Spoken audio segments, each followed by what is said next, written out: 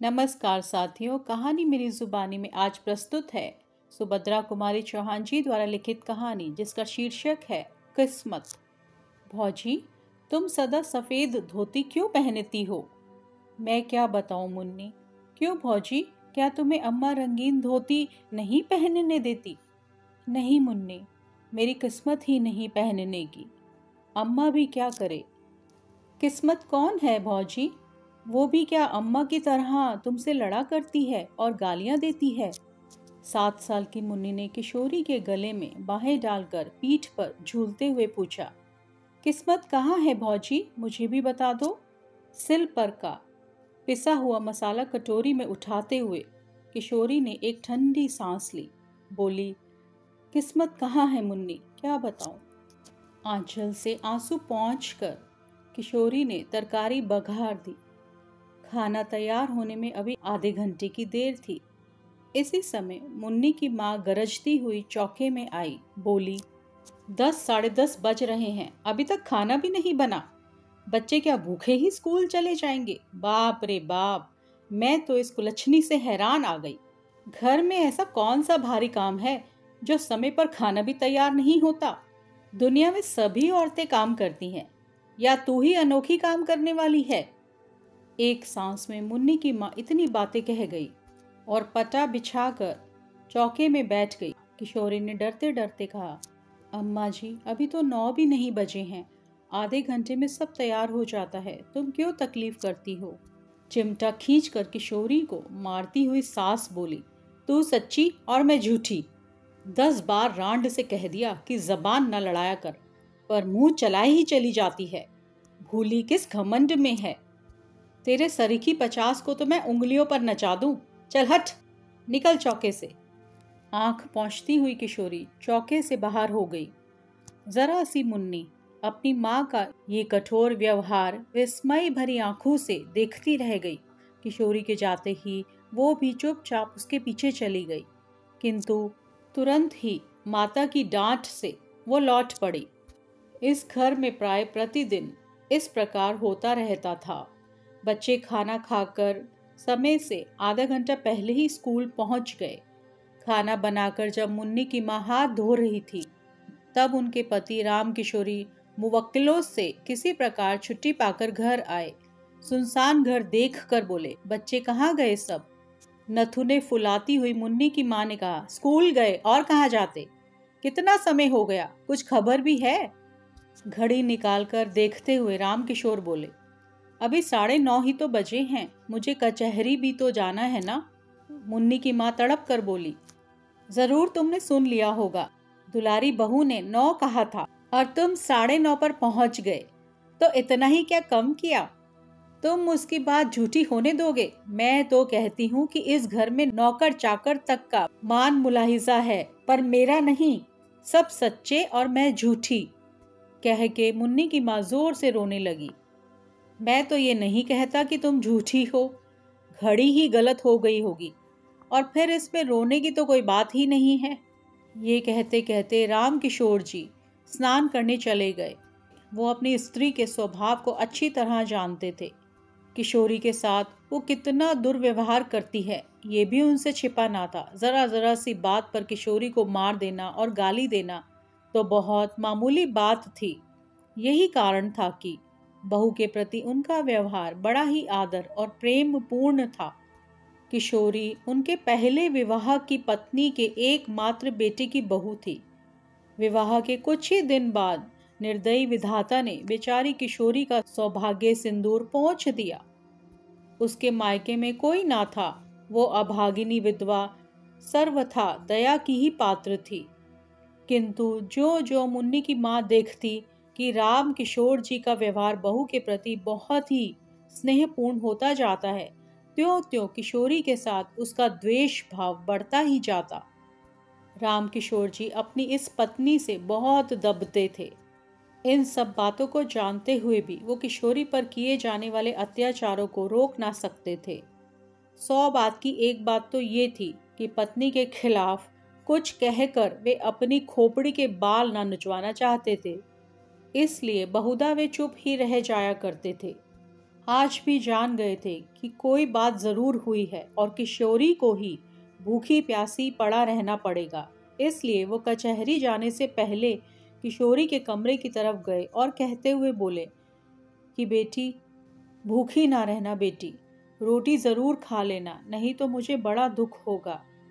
रोटी जरूर खा लेना, नहीं तो मुझे बड़ा दुख होगा। राम किशोर का ये वाक्य मुन्नी की माँ ने सुन लिया। उनके पैर से सिर तक आग लग गई। मन ही मन सोचा कि इस चुड़ैल पर इतना प्रेम। कचहरी जाते जाते उसका लाड कर गए, खाना खाने के लिए खुशामद कर गए। मुझसे तो बात करने की भी फुर्सत ना थी। खाएगी खाना, देखती हूँ क्या खाती है, अपने बाप का हाड़। मुन्नी की माँ ने खाना खा चुकने के बाद सब का सब खाना उठाकर कहारिन को दे दिया। चौका उठाकर बाहर चली गई। किशोरी जब चौके में गई तो सब बर्तन खाली पड़े थे। भात के बटुए में 2-3 कण चावल के लिपटे थे। किशोरी ने उन्हीं को निकालकर मुंह में डाल दिया और पानी पीकर अपनी कोठरी में चली आई। आज राम किशोर जी कचहरी से कुछ काम न होने के कारण जल्दी ही लौट आए। मुन्नी की माँ बाहर गई थी। घर में पत्नी को कहीं ना पाकर वे बहू की कोठरी की तरफ चले गए। बहू की दयनीय दशा को देखकर उनकी आंखें भर आईं। आज चंदन जीता होता तब भी क्या इसकी यही दशा रहती। अपनी भीरुता पर उन्होंने अपने आप को ना जाने कितना धिक्कारा। उसकी धोती कई जगह से फट कर सी जा चुकी थी। उस धोती से लज्जा निवारण भी कठिनाई से ही हो सकता था। बिछोने के नाम पर खाट पर कुछ चीथड़े थे। जमीन पर हाथ का तकिया लगाए वो पड़ी थी। उसे झपकी सी लग गई थी। पैरों की आहट पाकर संकोच से जरा घूंघट सरकाने के लिए उसने जो ही धोती खींची, धोती फट गई। हाथ का पकड़ा हुआ हिस्सा हाथ के साथ नीचे चला गया। राम किशोर जी ने उसका कमल सा मुरझाया हुआ चेहरा और डबडबाई हुई आंखें देखी। उनका हृदय स्नेह से कातर हो उठा। वे ममत्व भरे मधुर स्वर में बोले, तुमने खाना खा लिया बेटी? किशोरी के मुंह से निकल गया, नहीं। फिर वो संभल कर बोली, खाना तो खा लिया है बाबूजी। राम किशोर बोले, मुझे तो ऐसा मालूम होता है कि तुमने नहीं खाया है। किशोरी कुछ न बोली। उसका मुंह दूसरी ओर था। आंसू टपक रहे थे और वो नाखून से धरती खुरच रही थी। राम किशोर फिर बोले, तुमने नहीं खाया ना? मुझे दुख है कि तुमने भी अपने बूढ़े ससुर की एक जरा सी बात न मानी। किशोरी को बड़ी ग्लानि हो रही थी कि वो क्या उत्तर दे। कुछ देर में बोली, बाबूजी, मैंने आपकी आज्ञा का पालन किया है। जो कुछ चौके में था खा लिया है, झूठ नहीं कहती। राम किशोर को विश्वास न हुआ। कहारिन को बुलाकर पूछा तो कहारिन ने कहा, मेरे सामने तो बहू ने कुछ नहीं खाया। माजी ने चौका पहले से ही खाली कर दिया था। खाती भी तो क्या। पत्नी की नीचता पर कुपित और बहू के सौजन्य पर राम किशोर जी पानी पानी हो गए। आज उनकी जेब में 50 रुपये थे।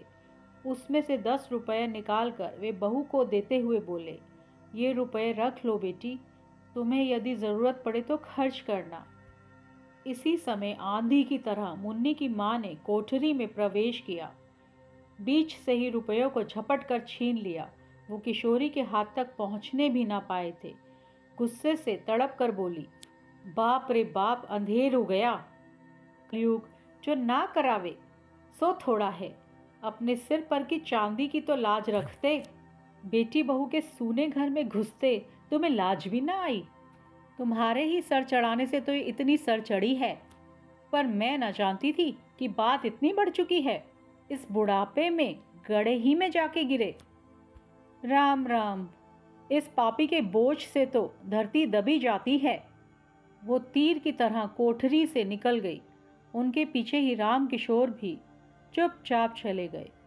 वो बहुत वृद्ध ना थे, परंतु जीवन में नित्य होने वाली इन घटनाओं और जवान बेटी की मृत्यु से वे अपनी उम्र के लिहाज से बहुत बूढ़े हो चुके थे। ग्लानि और क्षोभ से वे बाहर की बैठक में जाकर लेट गए। उन्हें रह रहकर चंदन की याद आ रही थी।